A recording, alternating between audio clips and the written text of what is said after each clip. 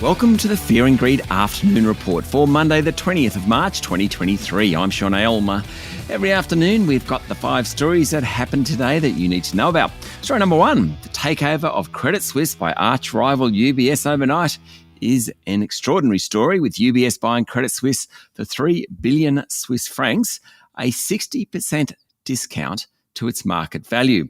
Regulators forced the deal, and a bunch of investors suddenly found that the hybrid bonds issued by Credit Suisse were worthless. UBS will take the best parts of Credit Suisse and, in all likelihood, get rid of the worst parts, possibly including its investment bank. There's a second part to this story. The central banks of the US, Canada, Japan, Europe, England, and Switzerland overnight said they'd band together to boost liquidity. They'll make sure there's enough money flowing in global economies for banks to access funds. Now, the problem when there's this type of crisis is that no one wants to lend to anyone and liquidity dries up. That's what the central banks are trying to avoid. The ramifications of the UBS Credit Suisse deal for the bond market are very important. Holders of bonds issued by corporates like Credit Suisse are supposed to get their money back before shareholders in the event of a collapse. But around 17 billion US dollars of Credit Suisse bonds are effectively being cancelled. Now, they're not typical bonds, they're called hybrids and are part of what's known as Tier 1 capital. Cancelling them seems to be in the rules. Still, the moral hazard for the bond market is significant. Story number 2, the S&P ASX 200 closed down 1.4% today to 6,899 points. And apart from the gold companies, no one did very well, all on the back of the Credit Suisse deal.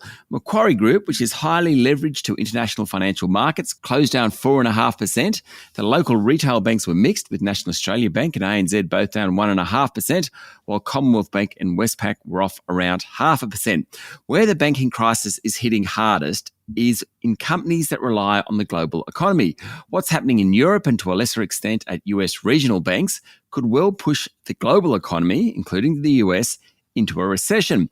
That's a consensus view, though most say it won't be a deep recession. That's pushed down commodity prices and also the share prices of the big miners and companies exposed to the US. So today, a bunch of companies performed poorly. Among them, Fortescue Metals, Woodside Energy, QBE Insurance, South32, Brambles, and Cochlear. Story number 3, diagnostics testing business Australian Clinical Labs has launched an off-market buyout offer for the much bigger rival, Healius, in a deal that would create the nation's largest pathology provider.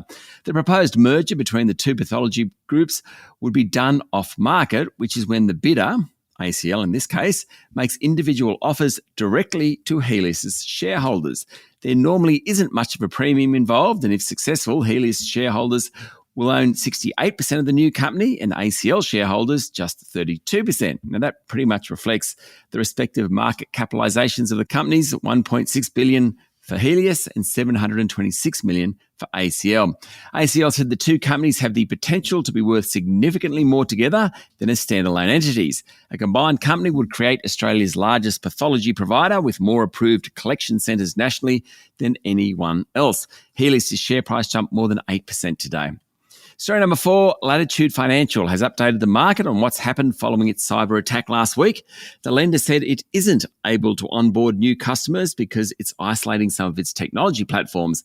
It confirmed that around 330,000 customers and applicants have had their personal information stolen. Most of that, about 96%, was copies of driver's licenses or driver's license numbers. Less than 4% was copies of passports, and less than 1% was Medicare numbers. And finally, story number 5, Chinese President Xi Jinping is kicking off a 4-day state visit to Russia, just days after Vladimir Putin was hit with an international warrant for alleged war crimes in Ukraine. It's a very fine line for China. Certainly, Xi's visit gives legitimacy to Russia's invasion of Ukraine, and Xi will be under pressure to provide military hardware. But he also knows that China needs trade with the rest of Europe as Beijing tries to reboot the world's second largest economy. So Xi won't want to be providing too much direct support. And there's always a chance that after the visit, he'll call Volodymyr Zelensky, which would be a coup for Ukraine. Meanwhile, Vladimir Putin travelled to occupied Ukrainian territory over the weekend. Plenty going on there. That's it for the afternoon report for Monday, the 20th of March, 2023. Don't forget to hit follow on the podcast and find Fear and Greed on LinkedIn, Instagram, Twitter, and Facebook. Join Michael Thompson and I tomorrow morning for the Fast 5 by Fear and Greed, the top 5 business stories you need to know in just 5 minutes. I'm Sean Aylmer. Enjoy your evening.